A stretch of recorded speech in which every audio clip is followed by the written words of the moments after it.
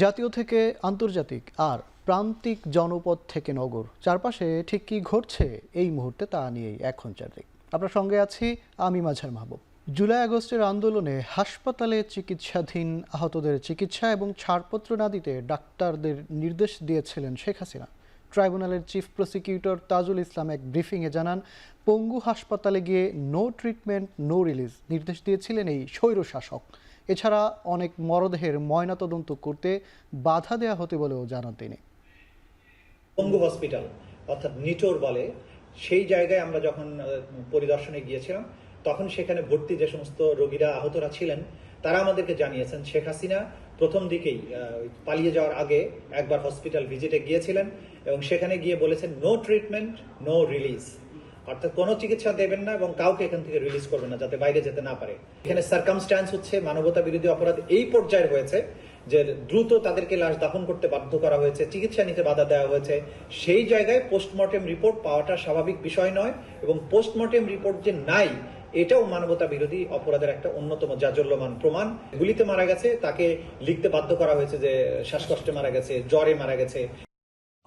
দেশে একের পর এক ধর্ষণের ঘটনার প্রতিবাদ ও আইন শৃঙ্খলা পরিস্থিতি অবনতিতে বিক্ষোভ মিছিল করেছে ইডেন কলেজের শিক্ষার্থীরা। সকালে সংক্ষিপ্ত মিছিল নিয়ে কলেজের ২ নম্বর গেটের সামনে অবস্থান নেন তারা। এ সময় তারা দেশে ক্রমাগত ধর্ষণ ও আইন শৃঙ্খলা পরিস্থিতির অবনতি হওয়ার পরও কোনো কার্যকর পদক্ষেপ না নেওয়ায় ক্ষোভ প্রকাশ করেন এবং স্বরাষ্ট্র উপদেষ্টার পদত্যাগ দাবি করেন। নারীরা রাতে বের হতে ভয় পায় উল্লেখ করে দ্রুত মেয়েদের নিরাপত্তা নিশ্চিত করতে অন্তর্বর্তী সরকারের প্রতি আহ্বান জানিয়েছেন শিক্ষার্থীরা। অন্যথায় আবারও রাস্তায় নামার হুঁশিয়ারি দেন তারা। একের পর এক বিচারহীনতার কারণে আরো বেড়েছিল।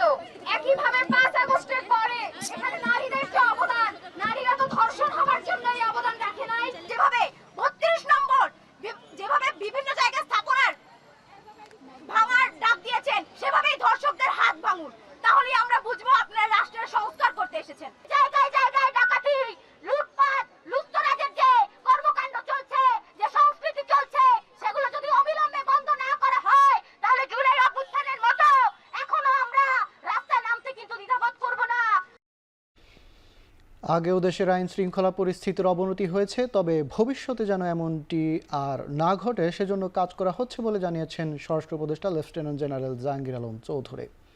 সকালে রাজশাহীর সারদা একাডেমিতে ৪০তম বিসিএস পুলিশ ক্যাডারদের সমাপনী কুচকাওয়াজে একথা বলেন তিনি। পুলিশকে কোনো রাজনৈতিক দলের দাস হওয়া যাবে না বলেও সতর্ক করেন উপদেষ্টা। সকাল ১০টার দিকে একাডেমির প্যারেড গ্রাউন্ডে এই কুচকাওয়াজ অনুষ্ঠিত হয়। এ সময় ৬০ জন শিক্ষানবিশ এসপি ক্যাডেটদের অভিবাদন গ্রহণ করেন তিনি। প্রশিক্ষণকালে বিভিন্ন বিভাগে শ্রেষ্ঠত্ব অর্জনের জন্য পুরস্কৃত করা হয় ক্যাডেটদের। প্রধান অতিথির বক্তব্যে স্বরাষ্ট্র উপদেষ্টা বলেন, পুলিশের সেবা নিতে এসে কেউ যেন হয়রানির শিকার না হয়। এ সময় বৈষম্য বিরোধী চেতনা ধারণে পুলিশদের পরামর্শ দেন তিনি। দুই একটা ঘটনা কিন্তু সব সময় ঘটতেছে এবং আগেও ঘটছে, ভবিষ্যতে যেন না ঘটে এই জন্য আমরা চেষ্টা করে যাচ্ছি। এই জন্য তাদের আইনের আওতায় আনা হয়েছে এবং তাদের প্রপার পানিশমেন্টটা পাবে। ইভেন আমাদের যদি কোনো গাফলতি থাকে, অলরেডি আইজি সাহেব কিন্তু ২ জনকে অ্যাটাচ করে নিয়েছে। জিয়া চ্যারিটেবল ট্রাস্ট মামলায় ৭ বছরের দণ্ডপ্রাপ্ত থেকে বিএনপি চেয়ারপারসন খালেদা জিয়াকে হাইকোর্টের দেয়া খালাসের রায়ের বিরুদ্ধে রাষ্ট্রপক্ষ দুদকের আবেদনের শুনানি আগামী ২ মার্চ ধার্য করা হয়েছে। সকালে বিচারপতি মোহাম্মদ আশফাকুল ইসলামের নেতৃত্বে ৩ বিচারপতির আপিল বেঞ্চ আবেদনটি শুনানির জন্য এই দিন ধার্য করেছেন। এর আগে ১৬ ফেব্রুয়ারি জিয়া চ্যারিটেবল ট্রাস্ট মামলায় বিএনপি চেয়ারপারসনকে হাইকোর্টের দেয়া খালাসের রায়ের বিরুদ্ধে আপিল করেন রাষ্ট্রপক্ষ। গেল বছরের ২৭ নভেম্বর বিচারপতি AK-এম আসাদুজ্জামান ও বিচারপতি সৈয়দ এনায়েত হোসেনের হাইকোর্ট বেঞ্চ ওই রায় দিয়েছিলেন। রায়ে বেগম খালেদা জিয়া ছাড়াও হারিস চৌধুরীর তৎকালীন একান্ত সচিব জিয়াউল ইসলাম ও সাবেক মেয়র সাদেক হোসেন খোকার একান্ত সচিব মনিরুল ইসলাম খানও এই মামলা থেকে খালাস পান। অন্তর্বর্তী সরকার কোনো ক্ষেত্রে লক্ষ্য থেকে বিচ্যুত হচ্ছে বলে মন্তব্য করেছেন বিএনপির ভারপ্রাপ্ত চেয়ারম্যান তারেক রহমান। রাষ্ট্র সংস্কারে ৩১ দফা নিয়ে ঢাকা বার আইনজীবী ফোরামের কর্মশালায় একথা বলেন তিনি। সংসদ কার্যকর করতে যত দেরি হবে দেশে অস্থিতিশীলতাও তত বাড়বে বলেও মন্তব্য করেন তারেক রহমান। মূল লক্ষ্য হওয়া উচিত অবশ্যই দেশকে আগামী দিনে একটি যত দ্রুত সম্ভব একটি স্টেবল স্থিতি অবস্থার কাছে নিয়ে আসা।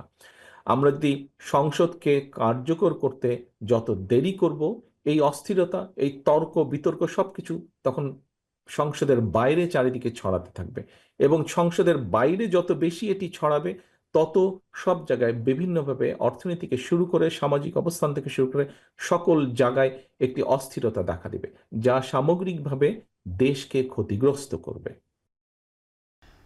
মার্কিন শীর্ষস্থানীয় ব্যবসায়ী ও স্পেস এক্সের প্রধান নির্বাহী কর্মকর্তা ইলন মাস্ককে বাংলাদেশ সফর ও 90 কর্মদিবসের মধ্যে বাংলাদেশে স্টারলিংক স্যাটেলাইট সেবা চালুর প্রস্তাব দিলেন প্রধান উপদেষ্টা ডক্টর মোহাম্মদ ইউনূস।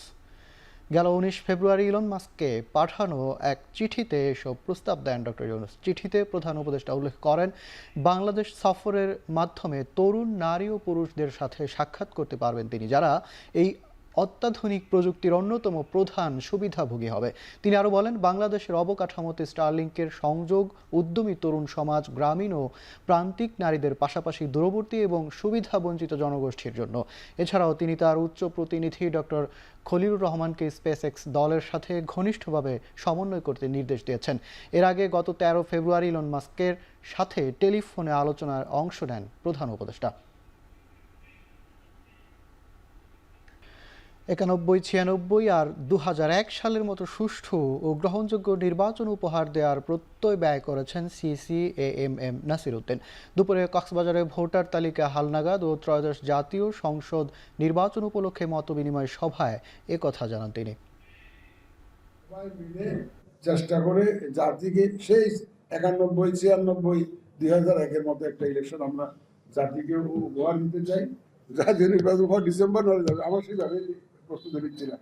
আমাদের প্রস্তুতি আর যেই বিতর্কটা চলছে, এই বিতর্কের মধ্যে আমরা কোনো পার্টি হতে চাই না। বিতর্কটা রাজনৈতিক, এবং late the politicians decide on that. আমরা আমাদের কাজ নিয়ে আগাচ্ছি, সেটা স্থানীয় হোক আর জাতীয় হোক। ভোটার লিস্ট তো মাস্ট লাগবে না, একটা সঠিক ভোটার লিস্ট না। এই ভোটার লিস্টে আমরা পারফেক্ট একটা ভোটার লিস্ট করার চেষ্টা করছি। রোহিঙ্গা সংকট নিরসনে আরাকান আর্মি সহ মিয়ানমারের সকল পক্ষের সঙ্গে আলোচনা চলছে, একথা জানিয়েছেন জাতিসংঘ মহাসচিবের মিয়ানমার বিষয়ক বিশেষ দূত জুলি বিশপ। 2 দিনের সফরের প্রথম দিনে দুপুরে পররাষ্ট্র মন্ত্রণালয়ে আসেন তিনি। পররাষ্ট্র উপদেষ্টার সঙ্গে ঘণ্টাব্যাপী বৈঠকের পর তিনি জানান, রোহিঙ্গা সংকটের সমাধান খুঁজতেই তার বাংলাদেশ সফরে আসা। তিনি বলেন, রোহিঙ্গা সংকট সমাধান সহ মিয়ানমারের পরিস্থিতি ঠিক করতে প্রতিবেশী রাষ্ট্র, বিচ্ছিন্নতাবাদী, স্বাধীনতাকামী ও লড়াইকারী সব পক্ষের সঙ্গেই আলোচনা করছে জাতীয় সংঘ। সোমবার কক্সবাজারের রোহিঙ্গা ক্যাম্প পরিদর্শন করার কথা রয়েছে Julie বিশপের।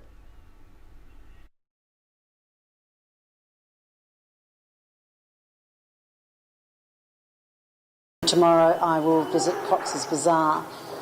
The United Nations is very aware of the support that Bangladesh has been providing to refugees leaving particularly Rakhine State, and I'm here to work more broadly with Bangladesh to try and find solutions.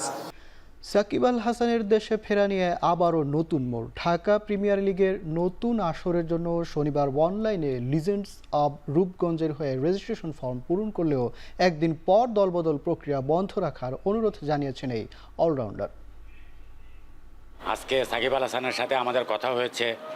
এখন উনি আমাদের কাছে একটা অনুরোধ করেছেন যে দলবদলটা আপাতত ওনার দলবদলটা স্থগিত রাখার জন্য। তার যে আবেদনটা আছে সেই আবেদনটা আমরা আমাদের ক্লাব থেকে সিসিডিএমকে আমরা জানিয়ে দিয়েছি। যখন আসবেন, উনি আসলে উনি যেই টিমে গত বছর ছিলেন, আমরা চেষ্টা করব। সাকিব আল হাসান আমাদেরকে বলেছেন যে ওই টিম থেকে মিউচুয়াল ক্লিয়ারেন্সের মাধ্যমে লিজেন্ডস অফ রূপগঞ্জে সে যদি আমাদের পক্ষে আবার ওই সময় খেলতে চায়, আমরা ইনশাল্লাহ তাকে আবার পরবর্তীতে দলভুক্ত করব।